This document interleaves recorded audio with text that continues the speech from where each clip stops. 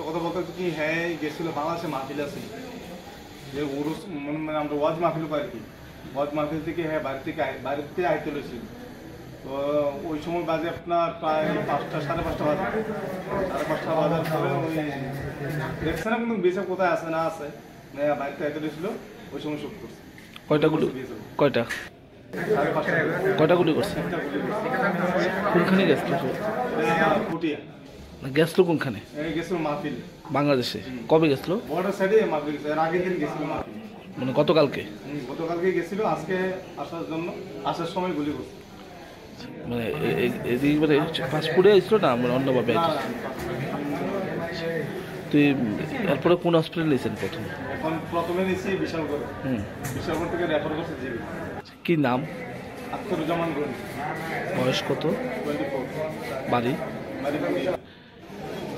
তো এই বিষয়টা থানাতে জানানো হয়েছে?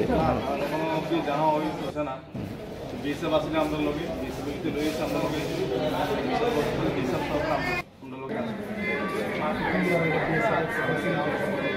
এখন অবস্থা কিরকম?